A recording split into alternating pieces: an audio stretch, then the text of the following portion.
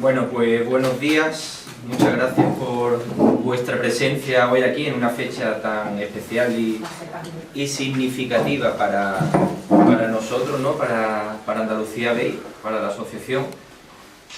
9 años, ¿no? De Andalucía Bay, 2013-2022, donde desde esa fecha, bueno, a través de la iniciativa que tuvo Juan María de la Cuesta, pues 2 personas más, Antonio Gil Ropero y un servidor, pues bueno, nos reunimos en el Hotel Reina Cristina, ¿no? para dar comienzo a este sueño, ¿no? Una plataforma para poner en valor pues el campo de Gibraltar, para dotarlo de identidad y sobre todo para tratar un asunto de vital importancia como es el ferrocarril de altas prestaciones, ¿no? Tan necesario para el desarrollo logístico portuario, para la creación de empleo y también para el transporte de personas. Bueno, un agradecimiento muy especial a los 4 presidentes que desde 2013 hemos tenido, ¿no? Que han sido pues Antonio Gil Ropero, que fue el primer presidente, y a su junta directiva. También tuvimos a Arantxa, que actualmente también es portavoz de Andalucía Bay, a Antonio Pérez Carmona, que nos acompañó hasta el año pasado, y actualmente a Francis Palenzuela. Así que bueno, todo nuestro agradecimiento a estas 4 personas que han estado al frente desde la junta directiva en la asociación. Bueno, la presencia de Andalucía Bay, de la asociación, ha sido pues bastante frecuente, ¿no? En distintos ámbitos, pasando pues desde temas deportivos, culturales, sociales. Prueba de ello, pues bueno, es el maratón de lectura que tuvimos y que hacemos desde hace 6 años, ¿no? Desde 2015 en la Asociación de Vecinos de los Pastores, por donde han pasado en total más de 1.200 personas, ¿no? Que han ido pues leyendo capítulos del Quijote. Hemos tenido también diversas actividades culturales, formativas en la propia asociación, ¿no? A través también de la colaboración de su presidenta, que siempre nos ha recibido con mucho cariño y que nos ha apoyado en todo, ¿no? Para también pues devolverle a la sociedad todo lo que a nosotros nos ha dado y también ayudando a esa gran labor social que hacen en la asociación con niños y niñas desfavorecidos, ¿no? del campo de Gibraltar y especialmente de la ciudad de Algeciras. Hemos tenido actividades culturales en distintos centros de enseñanza, tanto primaria como secundaria. Ayer precisamente estuvimos en el Instituto de Enseñanza Secundaria Antonio Machado, en la línea de la Concepción, donde estuvimos con los alumnos de tercero de ESO, que tuvieron un comportamiento ejemplar. Estuvimos también escuchando cómo recitaban en 4 idiomas diferentes, como en italiano, en polaco, en alemán, en inglés y como no, en español. Y Andalucía Bay pues siempre va a estar ahí, ¿no? En el apoyo a la cultura, a la formación, en actividades transversales y en todo lo que sea construir identidad para esta comarca, ¿no? Para el campo de Gibraltar. Bueno, desde que se constituyó Andalucía Bay, pues también hemos tenido 168 reivindicaciones y concentraciones, ¿no? Como vosotros sois testigos, todos los viernes en la Plaza Alta, por donde han pasado pues más de 2.240 personas, ¿vale? Llevamos más de 3 años y medio de protestas y reivindicaciones continuadas. Hemos también participado en otro tipo de concentraciones, apoyando pues a la plataforma también constituida del tren que existe. Hemos estado en la autoridad portuaria, en las puertas de la autoridad portuaria, hemos estado en las puertas de la estación de tren de Renfe de Algeciras, hemos participado en otra multitudinaria manifestación que hubo ya hace unos años. Hemos estado también en el Parlamento de Andalucía y bueno, hemos estado en recintos deportivos también, y bueno, yo creo que Andalucía Bay ha estado presente y ya está en la realidad colectiva, ¿no? En el imaginario y en la mentalidad de muchas personas que han ido pues, conociendo estas reivindicaciones y sobre todo individualizándolas, ¿no? Hacia una plataforma que reclama un ferrocarril de altas prestaciones para el campo de Gibraltar.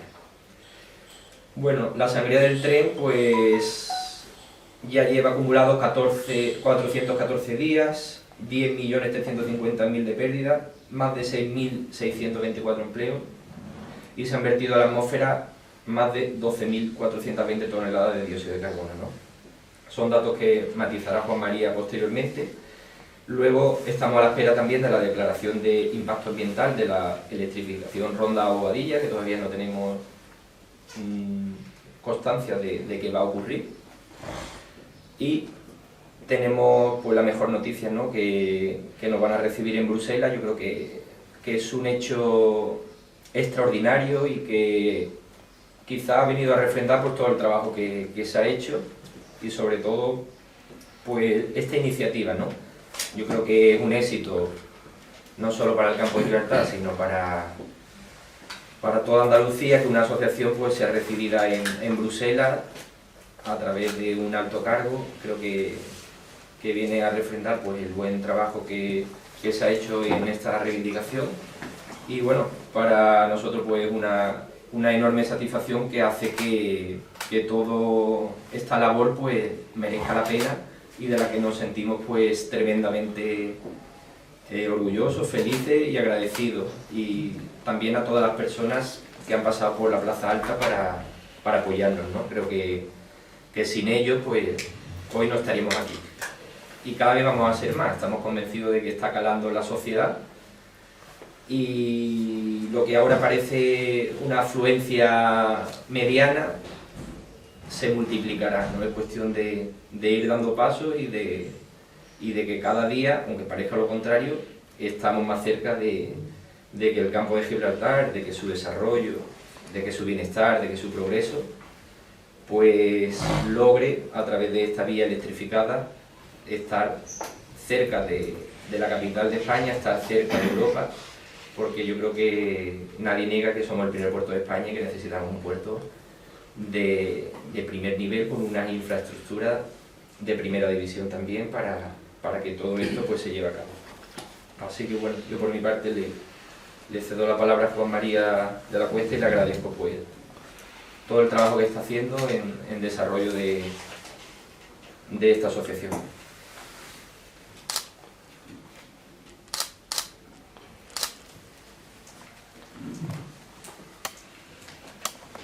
Buenos días, muchas gracias a todos vosotros, los medios que estáis aquí presentes, por vuestra asistencia, y a los ausentes, porque probablemente no habrán podido asistir, pero bueno, tendrán toda la información en tiempo solo.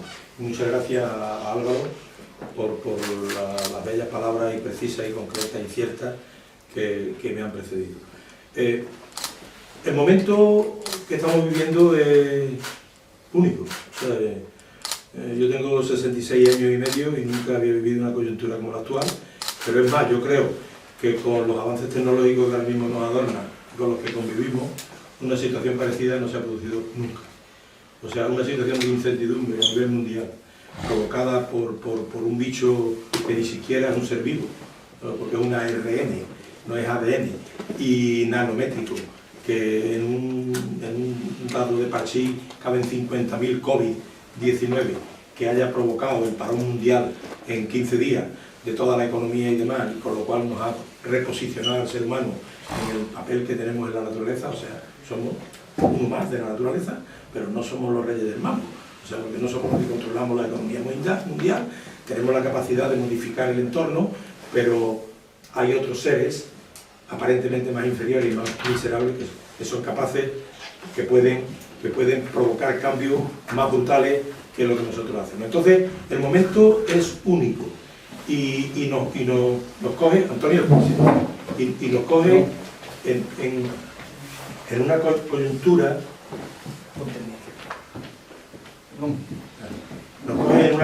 geoestratégica como es haber tenido la suerte de vivir en el campo de Gibraltar, que los que hemos tenido la suerte de viajar por todo el mundo hemos contrastado de que pocos sitios hay en el mundo como el campo de Gibraltar, pocos sitios hay en el mundo como el estrecho de Gibraltar, pocos sitios hay en el mundo donde se unan 2 de los 7 continentes que parece que hay ahora. Cuando yo estudiaba había 5, ahora hay 7, 2 de los 7 mares que hay ahora, cuando yo estudiaba había 5, ahora también hay 7.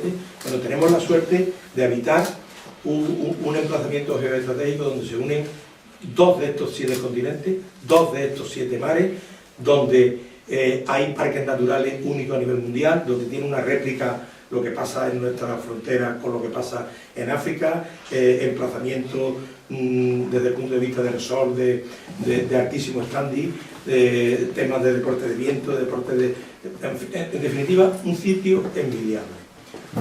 O sea, el campo de Gibraltar, si realizamos su análisis FODA, o sea, sus fortalezas y oportunidades, es el premio Gordo. Entonces, ¿por qué no somos capaces de romper con nuestra historia? He tenido yo la suerte este año de leer la lección magistral de la Escuela de Ingenieros, la Escuela Politécnica. Me invitó gentilmente la directora, Paloma Cubilla, y diserté sobre la historia del campo de Gibraltar. O sea, la ponencia se llamaba De Cartella e Giulia Traducta a la ciudad de la Bahía. Entonces profundicé un poco en la historia de esta zona y efectivamente la historia de esta zona es la que marca el presente de esta zona. Somos lo que somos porque tenemos la historia que hemos tenido. Pero claro, para poder enmendar la historia, primero hay que conocerla. Y lamentablemente hay un gran desconocimiento sobre la historia del campo de Gibraltar.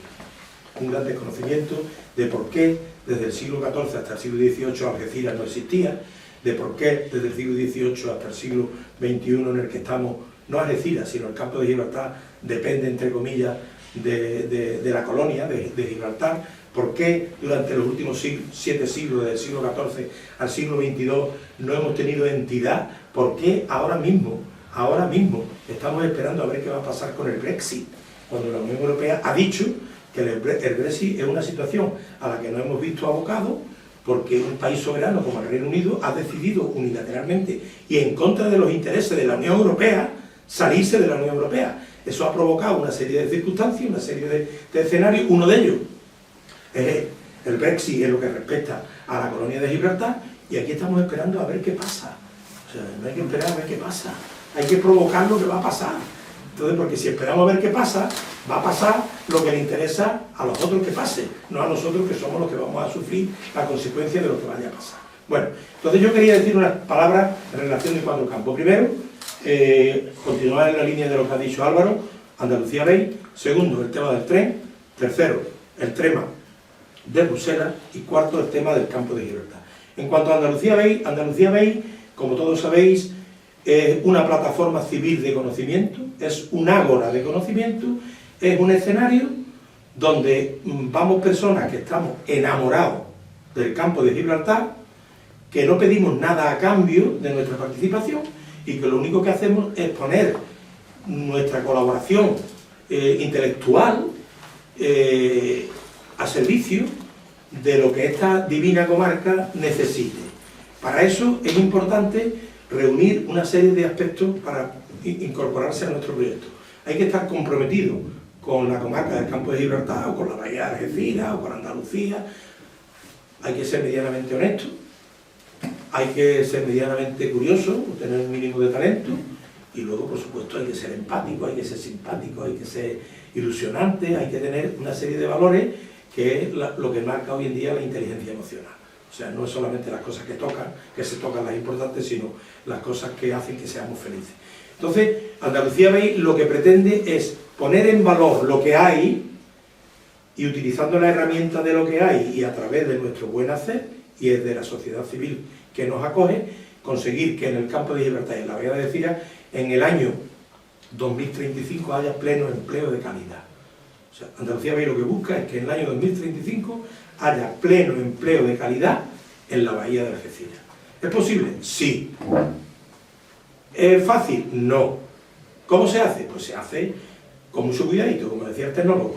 Oye, usted sepa qué es lo que nosotros tenemos y que hoy en día te compran, y afortunadamente lo que tenemos, hoy en día nos lo compran. O sea, porque nosotros, yo llevo 8 minutos hablando y en estos 8 minutos 2 barcos han pasado por el estrecho de Gibraltar. Un barco es una oportunidad de negocio. Un barco de 60.000 toneladas lleva una tripulación de 25 personas. Un barco, si conseguimos que entre en la bahía de Algeciras, deja 100 o 150.000 euros entre tasa, movimientos. Si además conseguimos que atraque, pues además deja mucho más. Y si además conseguimos que descargue o cargue o transborde y demás, es un potosí. Entonces, por el estrecho de Gibraltar pasan todos los años 112.000 buques y en la bahía de Algeciras solamente entran 40.000. O sea, para empezar hay 72.000 buques que pasan y adiós, buen viaje. Entonces, tenemos trabajo para conseguir que esos 72.000 buques entren en la bahía de Algeciras. Una vez que entran los 40.000, 10.000 se van para las aguas próximas a la colonia, o sea, ahí no pescamos. Y 30.000 entran en las aguas que controla el puerto Bahía de Algeciras. Pero de eso la mayoría van a fondear para recibir bunkering, no atracan en los muelles. O sea, tenemos campo para conseguir negocio, riqueza, progreso, bienestar, felicidad. Posicionamiento geoestratégico, el poder logístico, el tema tecnológico, el tema marítimo, el tema naval, esa es nuestra principal fortaleza. La segunda, el sol, y la tercera, el viento. El sol y el viento hasta hace 20 años solamente servía para vacaciones o para hacer deporte. Hoy se puede explotar desde el punto de vista comercial, en su aspecto deportivo, en su aspecto turístico, pero fundamentalmente en su aspecto energético.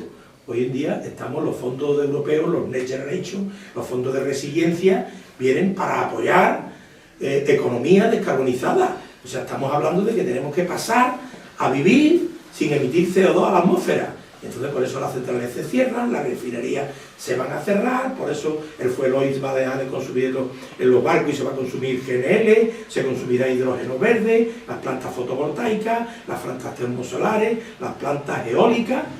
¿Qué hacemos?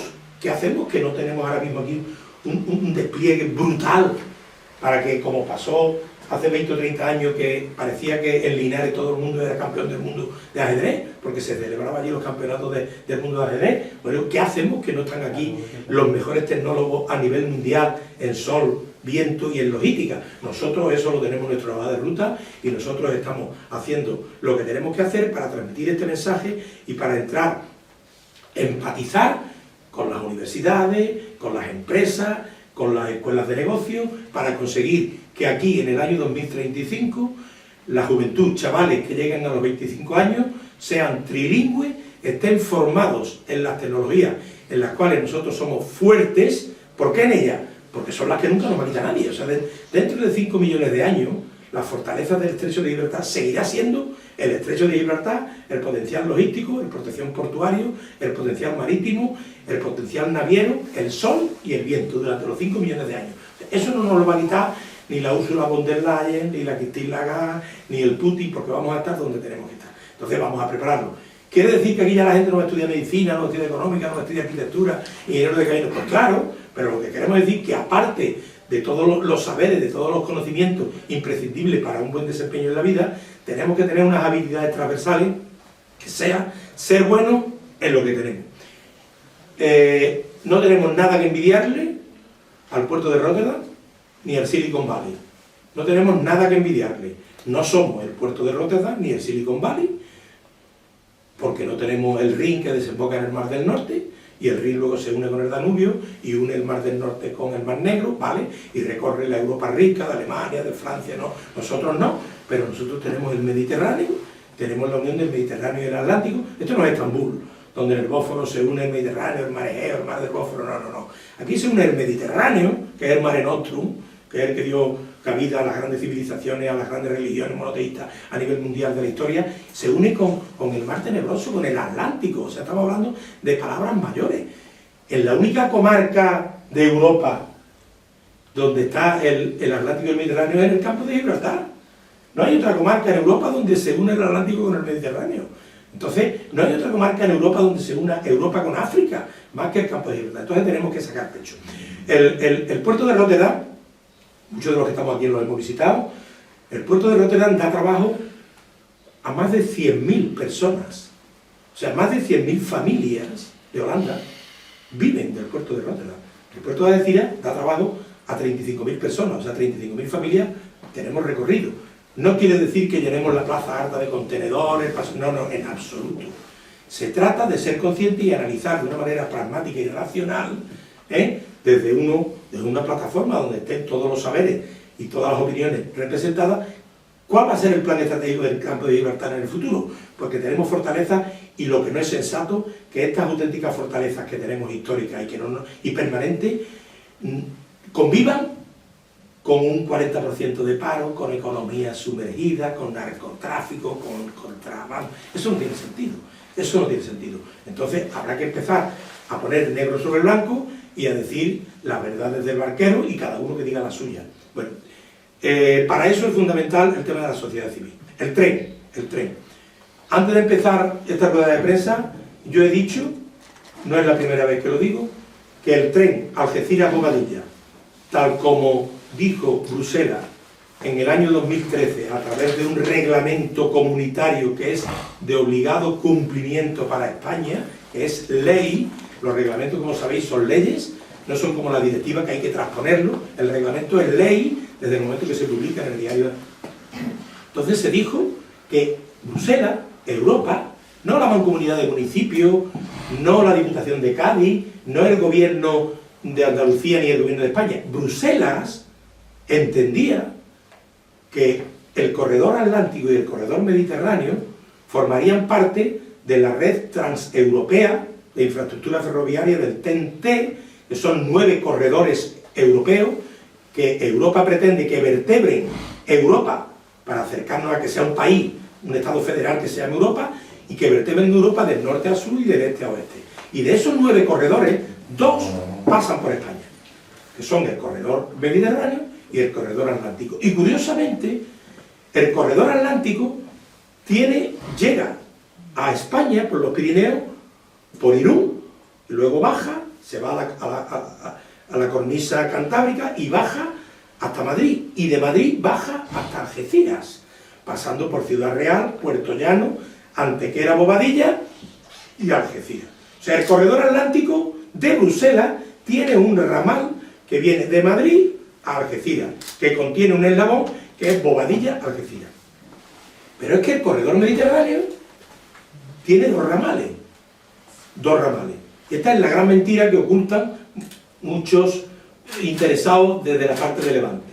Y es que el corredor mediterráneo tiene 2 ramales. No tiene un solo ramal que va por el Levante.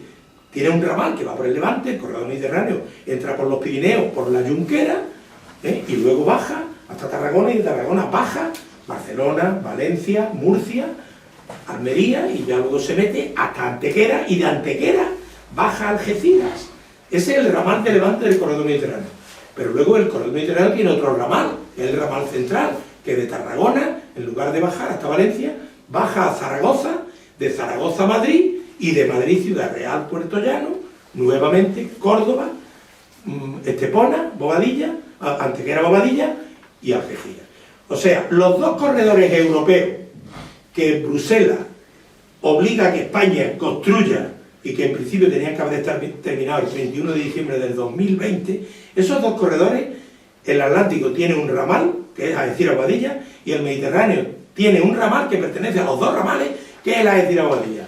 Luego, la red TEN-T, la red transeuropea de infraestructura ferroviaria, tiene lo que le llaman la red básica, el core, el corazón de esa red.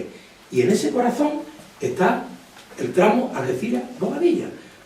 O sea, que es el punto de inicio de estos 2 corredores. Los 2 corredores, el Atlántico y el Mediterráneo, no terminan, empiezan en Algeciras. Entonces, lo cierto es que 2013, estamos en el 2022, el 31 de diciembre, como ha dicho antes Álvaro, tenía que haber estado terminado, de acuerdo con el primer reglamento que se aprobó, el tren de altas prestaciones para mercancías Algeciras-Bobadilla, de acuerdo con lo aprobado en el reglamento.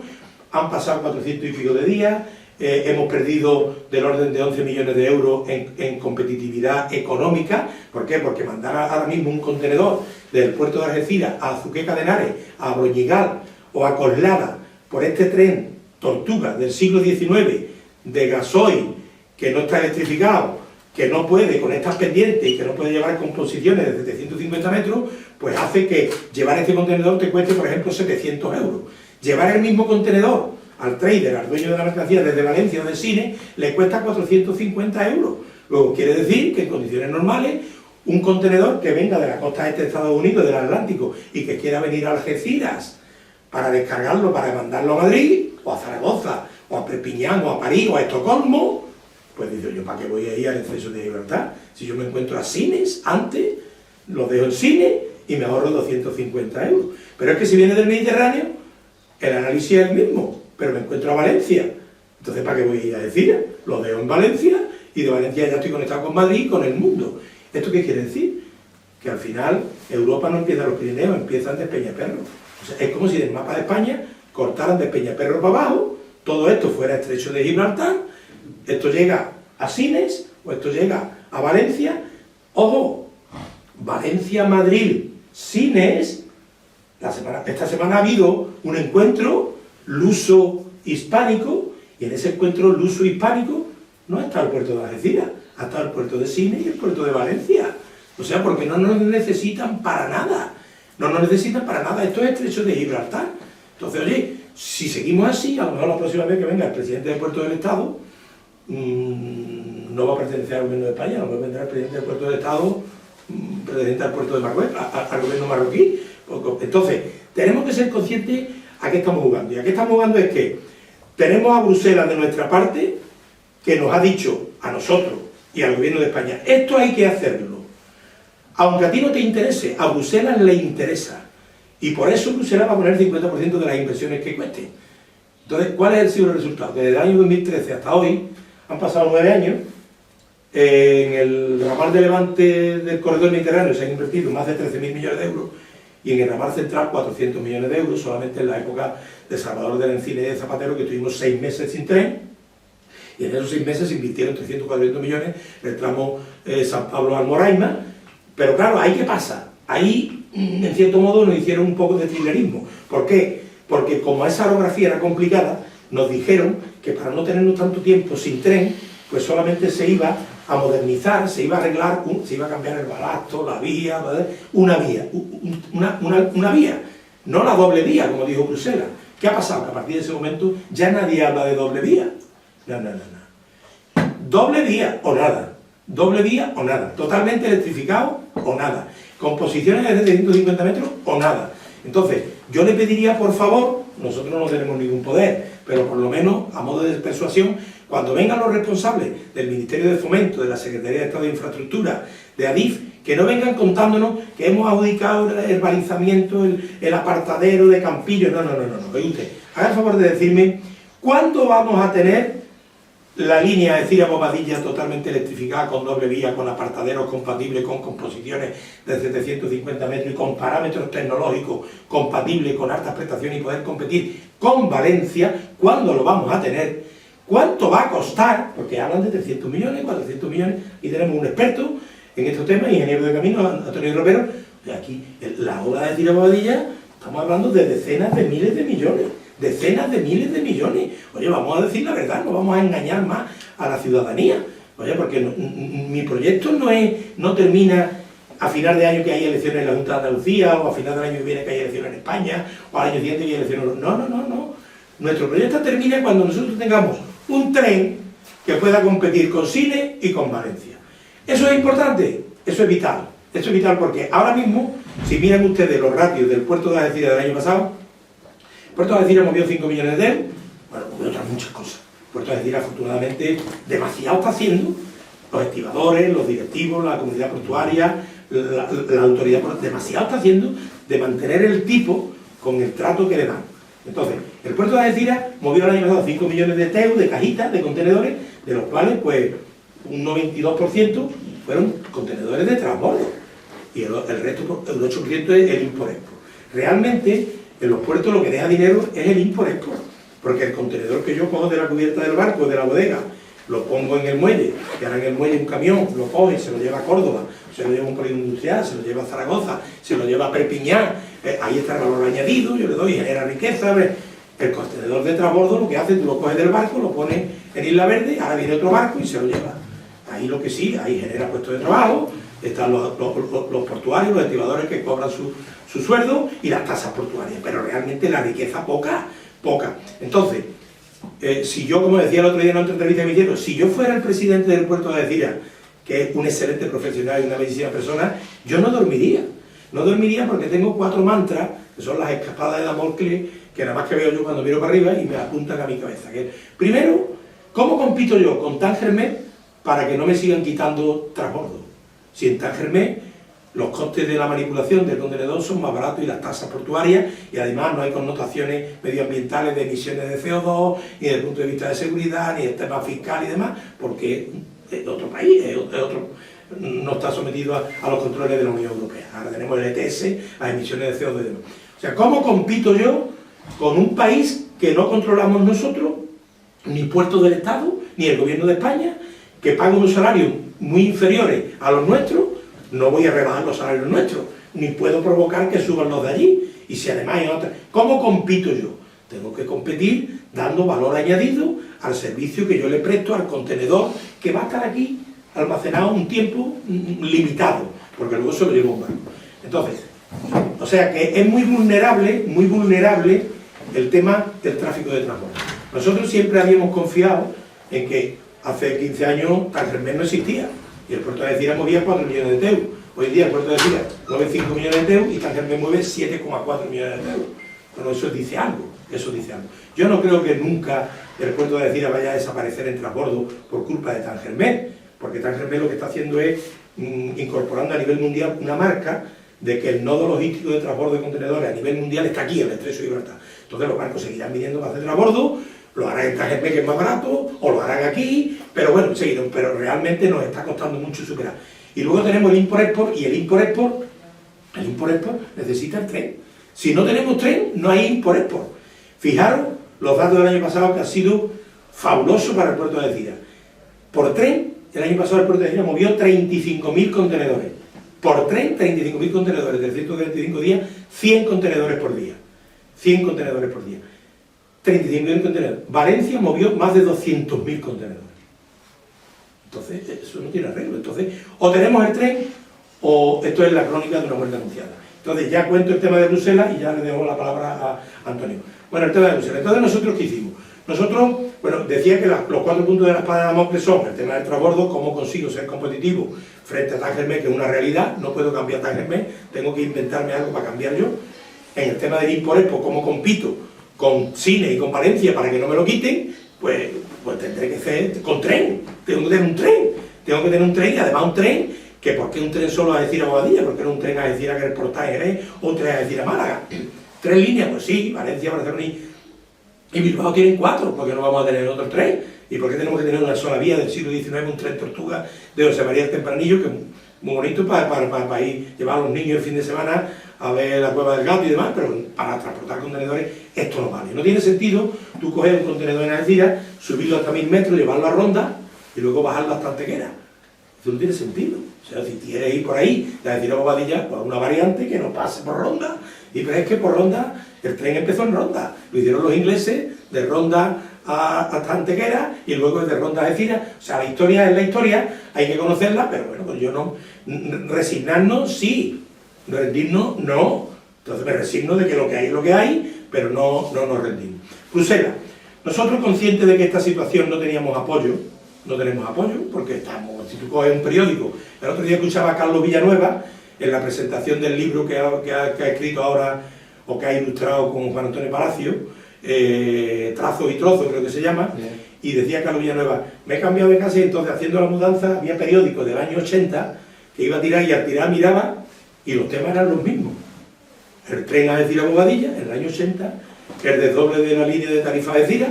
O sea, los problemas se eternizan. Entonces nosotros, conscientes de que los problemas se eternizan y que lo único que cambian son los actores, pero el problema sigue estando, nosotros en diciembre del año 2020, Andalucía Bay, nos dirigimos por correo a la Comisión Europea. Nos dirigimos a los coordinadores de los 2 corredores, del corredor atlántico y el corredor mediterráneo. A Iveta Radikova, que es del corredor mediterráneo, y a Carlos Secchi. Iveta Radikova fue primera ministra de Lituania, y ahora mismo es coordinadora del corredor mediterráneo. Y a Carlos Secchi del corredor atlántico. Le mandamos un correo, ¿cuál fue nuestra sorpresa? Al día siguiente teníamos una respuesta diciendo que de acuerdo, que con la pandemia no podía ser reunión presencial, una reunión telemática. Tuvimos una reunión telemática con ellos y le transmitimos lo que yo estoy diciendo aquí ahora. Oye, nosotros necesitamos que alguien defienda nuestros derechos, porque oye, tenemos en democracia deberes y derechos, pero el primer deber que tenemos es hacer que respeten nuestros derechos. Si nosotros tenemos un derecho reconocido por Bruselas de tener un tren de altas prestaciones para yo poner una cajita y ponerlo en Cadenares por 450 euros, ¿por qué no lo puedo hacer? Y eso tenía que haber sido una realidad el 31 de diciembre del 2020, ¿por qué no lo puedo hacer? No, es que cuando hay que negociar los presupuestos, hay que aprobar la investidura, siempre hay Esquerra Republicana, el PNV, Compromís, que el voto a cambio de esto es de 2.000 millones y nosotros no tenemos. ¿Cómo que no tenemos? Hay 61 diputados andaluces en el Congreso, los catalanes tienen 47, nosotros tenemos 61 andaluces. ¿Qué pasa? Ah, no, pero es que ellos se deben más a sus partidos que a su tierra. Ah, bueno, vale, son lecturas. Entonces nos dirigimos allí. Tuvimos la reunión y en la reunión les pusimos nuestra realidad. Se echaron las manos a la cabeza y nos dijeron, se comprometieron con nosotros, que los dos coordinadores que no estuvieron presentes en la telereunión, los dos coordinadores le iban a mandar una carta al secretario de Estado de Infraestructura con el membrete de la Comisión Europea y de los corredores, mostrando su asombro de esta situación que habíamos denunciado e instándolos a que pusieran sobre la mesa medidas para regularizar la situación. Esto no podía mantenerse en el tiempo, porque luego está la vía judicial también en Europa, que la tenemos. Ahí está lo de la hipoteca, las cláusulas suelo, ahí está el tema de la activa, ahí está, o sea, que Bruselas está ahí. Bueno, entonces, la carta que le mandaron, se la mandaron a Pedro Saura y nos mandaban copia a Andalucía BEI, copia. Nosotros no quisimos hacer uso de esa carta ni publicarla porque no venía dirigida a nosotros nos habían mandado una copia. Entonces, hemos aguantado un año. Y en el año no es que no hayan hecho nada. Se ha continuado con el tema de los 300 millones, desde el 20 de abril, no del 90, como decía Cesta Corto, desde el 20 de abril del año 2020. Ahora nos han dicho que lo que teníamos en noviembre del 2011, de que teníamos el estudio informativo de la tramitación ambiental simplificada, ya no vale, que eso no vale. Que hemos estado 9 años mareando la perdiz, pero que ahora hay que hacer un estudio informativo ya completo, ordinario. Eso hace casi 2 años que nos dieron. Y le encargaron ese tema a Yesa por 240.000 euros. Tú que tienes una empresa, tú que eres autónomo, cualquiera que trabaja en una empresa privada, ¿tú te crees que tú puedes encargar un proyecto por 240 o 400.000 euros para que te haga un estudio informativo y darle un plazo de 2 años para realizar ese estudio informativo de que estamos hablando? O sea, en abril, el 20 de abril, se cumplirán los 2 años de que salió publicado el 27 de abril en el BOE la decisión de Teresa Rivero del Ministerio de Transición, donde decía que todo lo que se había hecho no valía, que hay que empezar con una nueva tramitación medioambiental ordinaria, y esa tramitación medioambiental ordinaria, pues alegaciones, información pública, contraalegaciones, y bueno, entonces, ahora mismo nosotros hemos aguantado el año, y como el año no se ha hecho nada, pues hicimos pública la carta que nos mandó copia Bruselas. Y con esa carta, lo que hemos hecho después de un año, nos hemos dirigido nuevamente a Bruselas y le hemos pedido una reunión ahora presencial. Y a las 24 horas tenemos la respuesta de que sí. Y el 28 de abril, pues una representación de Andalucía BEI, estaremos a las 12 de la mañana en Bruselas, nos iremos el día antes y nos reuniremos de momento con Iveta Radikova, que ha confirmado su presencia, que es la coordinadora europea, no el coordinador español de Boira del Fomento. Estaremos allí. Bueno, en este año no solamente no se ha hecho nada, sino que a Pedro Saura, que era el destinatario de la Carta de Bruselas, ya no es secretario de Estado, y como paraba la carta, pues lo han puesto al frente de paradores. Ahora está al frente de paradores nacionales, el presidente. Y a Ábalos ya no es el ministro de Transporte, de Agenda Urbana, o sea, no es. Entonces ahora tenemos Raquel Sánchez, que es la ministra de Transporte, Movilidad y Agenda Urbana. Raquel Sánchez la habéis visto por aquí, por el Campo de Libertad. La nombraron en julio del año 2021. Raquel Sánchez es la ministra de Transporte, no ha venido por el Campo de Libertad. Imagináis el gobierno de Holanda que nombra un ministro de Fomento y a los 7 meses todavía no ha visitado el puerto de Rotterdam. Bueno, pues por aquí no ha venido todavía. Bueno, entonces, la reunión, estaremos allí y le reiteraremos, estamos preparando un manifiesto muy simple, porque es simple, esto se cuenta rápido, y estamos preparando una documentación para dejársela allí. Confiamos en que con esa actuación el tema se reconduzca y podamos activar las inversiones. Bueno, yo no quiero contar nada más, no quiero aburriros y dejo la palabra a Antonio Romero, que fue el presidente fundador de Andalucía BEI. Bueno, yo poco puedo aportar después de esta lección magistral con María, como siempre nos deleita. Simplemente, yo siempre digo que en el tejido empresarial del campo de Gibraltar y las numerosas personas comprometidas que hay en el campo de Gibraltar demuestran que hay mucha gente que pertenece a Andalucía Bay, pero no lo sabe. No lo sabe porque están haciendo lo mismo que queremos hacer nosotros, lo hacen cada uno por su cuenta. Por lo tanto, yo a todos les animo a que formen parte de la asociación, a que sigamos luchando por un bien común y a que empecemos a creernos el verdadero potencial y la verdadera calidad profesional y humana que hay en el campo de Gibraltar. Simplemente solamente decir eso porque yo creo que María ha explicado más que suficiente todo nuestro objetivo. Muchas gracias. Oye, estamos a vuestra disposición, si queréis hacer alguna pregunta, alguna duda, alguna aclaración. A mí me gustaría de forma breve, por favor, con respecto a lo que se anunció ayer de lo que se haya invertido en el campo de Gibraltar. Hemos hablado al comienzo de eso del 75%, ¿no? Ese informe presentado por el Ministerio de la Presidencia sobre las medidas previstas para mejorar la situación de la comarca. ¿Qué le parece? Bueno, yo, hombre, la verdad, en principio no tengo por qué desautorizar a la información porque lo habrán hecho basado en datos concretos.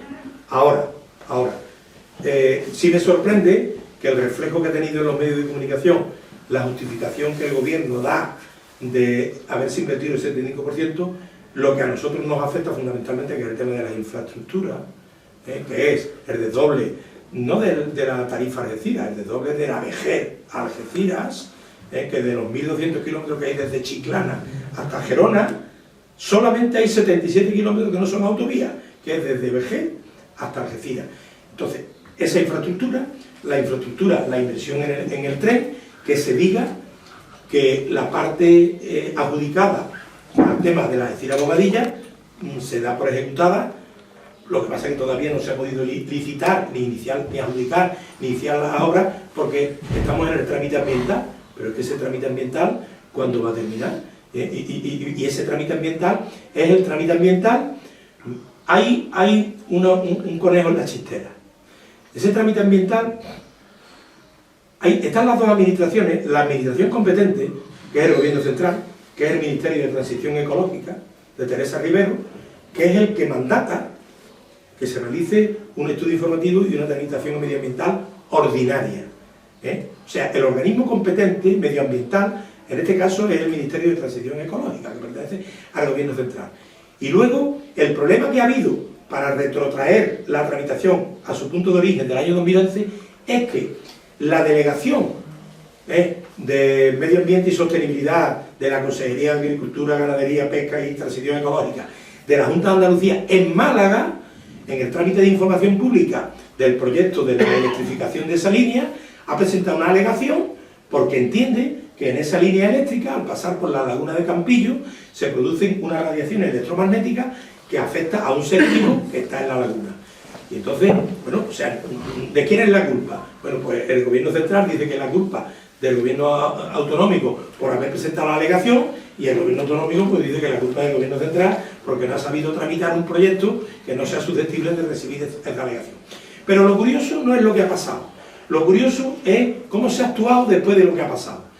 En condiciones normales, sabiendo que esto es una obra de interés preferente para Europa y que no podemos retrotraernos 10 años y empezar de nuevo y estar ahora 3 o 4 años, lo curioso, lo que hacemos cualquier técnico es decir, bueno, vamos a buscar una alternativa tecnológica, vamos a buscar una variante, vamos que la vía o que la línea eléctrica no pase por la laguna de Campillo, o vamos a... No, aquí lo que se dice inmediatamente, como hay esta afección y esta alegación, pues tenemos que retrotraernos y con eso ya vamos a estar otros 4 o 5 años tranquilos, porque no se puede adjudicar nada hasta que no sepamos si la declaración de impacto ambiental es favorable o no, que la tendremos cuando la tengamos. Y si sale negativa la declaración de impacto ambiental, y si seguimos hacia adelante, estudio informativo, estudio acústico, información pública, alegaciones, respuestas a las alegaciones, estudios adicionales para justificar las alegaciones y demás. Y después de todo esto estamos contando con que después de todo esto, cuando sea, en el 2028, la última vez dijo la presidenta de Adif, que ya es secretaria de Estado, que en el 2026, contando con que luego la declaración de impacto ambiental sale favorable. La ampliación del puerto de Tarifa salió desfavorable. ¿Dónde está la ampliación del puerto de Tarifa? No se ha hecho. O sea, ¿cuál es el plan B que tiene el gobierno central, la Junta de Andalucía, la sociedad civil del campo de Gibraltar, si la declaración de impacto ambiental sale negativa? Bueno, nosotros de Andalucía BEI estamos apoyando un plan B, que es unir el campo de Gibraltar con la plataforma logística del portal en Jerez. Son 80 kilómetros, es la mitad que de aquí a Bobadilla, que son 177, tiene otros problemas geotécnicos, hay información, cuando se hizo la A381, hay información, está el tema de los embalses, Charco Redondo. Bueno, la tecnología al final lo resuelve todo, pero por lo menos hay que ponerse a buscar manos a la obra. Entonces nosotros, desde Andalucía BEI, por supuesto que vamos a seguir luchando para que se cumpla el compromiso de Bruselas con esta comarca en las inversiones del tren a Bobadilla. Pero en paralelo vamos a luchar, y ya lo hago público, para que el corredor atlántico o el corredor del sudoeste, como se llama ahora, tenga un ramal que una Algeciras con el portal en Jerez, y que ese ramal forme parte de la TEN-T, de la Red Transeuropea de Corredores Ferroviarios. Eso es importante, claro, es que entonces Bruselas paga el 50% de la inversión, no lo tiene que hacer el Ministerio de Fomento. Entonces, nosotros tenemos que tener claro que el campo de Gibraltar, lamentablemente, no existe, no le interesa a nadie. Fuera de la frontera del campo de Gibraltar, el campo de Gibraltar la mayoría de la gente no lo conoce, y el que lo conoce, lo que le interesa es que el campo de Gibraltar siga así. Sigamos en el siglo XIX, en el siglo XVIII, sigamos con el rollo simpático de Gibraltar, del tema de Ceuta, el contrabando, eso es simpático, somos simpáticos, sabemos contar chistes, bailar sevillana, eso cae simpático, pero pues no se trata de eso. Cuando haya que contar chistes, le contará chistes, y que bailar sevillana, se bailará sevillana. Ahora estamos hablando del futuro de nuestros hijos, de nuestros nietos, y de que aquí podíamos tener pleno empleo de calidad en el año 2035. Entonces, para eso nosotros tenemos que hablar y defender con uñas y dientes. Hay que vencer a dos grandes enemigos.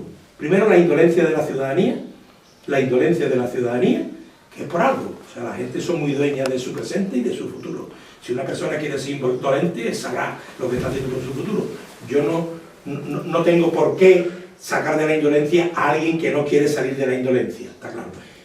Pero, hombre, yo lo que tengo que hacer es contar mi libro. Primero, la indolencia para conseguir una sociedad civil empoderada, racional, pragmática, que defienda los derechos no suyos, que estamos amortizados, de nuestros hijos y nietos. Y segundo, poder político. Tenemos que hacer lo que haya que hacer para tener político. Si para eso el campo de Gibraltar tiene que ser una provincia, pues habrá que hacer que el campo de Gibraltar sea una provincia.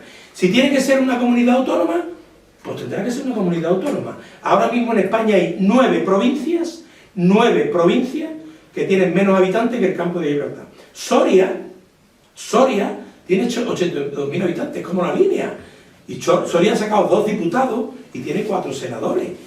Teruel tiene 133.000 habitantes, nosotros tenemos 270.000 habitantes. Teruel tiene 3 diputados y 4 senadores. El campo de Gibraltar, una provincia, tendría 3 diputados y 4 senadores. Yo no soy politólogo y eso corresponde a los políticos, pero indudablemente, si esto algún día, hombre, es complicado, porque una ley orgánica, mayoría absoluta en el Congreso, pero si aquí, como en Soria, el 40% de los sorianos ha votado Soria ya, si aquí el 60% de los 270.000 votantes campo de gibraltareños dice campo de Gibraltar provincia, aquí no hay ningún político que se atreva a decir campo de Gibraltar comarca. Al final, esto será una provincia. Pero bueno, yo eso lo dejo en la opinión de los expertos. Claro, lógicamente, este apoyo, que hay que preparar un relato, nosotros lo estamos preparando, un relato. ¿Qué tendríamos nosotros que ahora mismo no tenemos y que Soria, por ejemplo, sí tiene? ¿Qué tendríamos nosotros? Pues no tendríamos que hacernos el tal, no sé dónde, no tendríamos que ir a hacer tal, podríamos aquí tener gente que nos defienda en Madrid, Recordar que ahora mismo tenemos un diputado, una diputada, Emarauro, que entró porque Marlaska renunció, una diputada que entró porque Marlaska, y un senador, que el alcalde de Algeciras. Pero Soria tiene 2 diputados y 4 senadores, y todos de Soria. Nosotros podríamos tener 3 diputados y 4 senadores del campo de Gibraltar. Claro, eso tiene que ir acompañado de una herramienta política. O sea, Andalucía BEI, ya lo he dicho, no es ni una embrión de partido político, ni lo va a ser, no es un think tank, no es un lobby, nosotros no vamos a dedicarnos a presionar a los políticos, nosotros lo que hacemos es estudiar los temas y luego dar nuestra opinión cuando nos la piden, y si no nos la piden y vemos que la situación es crucial como es ahora mismo, entonces va a haber elecciones a la Junta de Andalucía, parece que a final de año. Ahora mismo hay una incertidumbre tremenda, ahora mismo la mayoría de la gente en el mundo está de perfil porque no sabe qué pasa, no hay más que ver al alcalde de Madrid, el tiempo que ha tardado en ponerse de perfil en cuanto han cambiado. Entonces, yo creo que ahora es el momento, o sea, la gente valiente, como somos las que estamos aquí en el campo de libertad, los que hemos decidido dar la cara, tenemos que hacer lo que tenemos que hacer, y mientras peor sea la situación, más claro debemos de tener qué es lo que tenemos que hacer, porque no nos olvidemos que los que sabemos a dónde vamos, por ejemplo, yo no defiendo a nadie y mis ideas políticas nadie las sabe, pero por ejemplo, Isabel Díaz Ayuso la habrá equivocado, seguro, a lo mejor termina siendo un cadáver político, no lo sé, porque el futuro no está escrito. Pero ella ha dado la primera, o sea, que ella dijo, bueno, antes de que a mí me muevan la silla, yo voy a generar, y ha generado un terremoto. Entonces, yo creo que nadie puede nunca parar a aquella persona que sabe hacia dónde va. Y yo ahí lo veo. ¿Vale?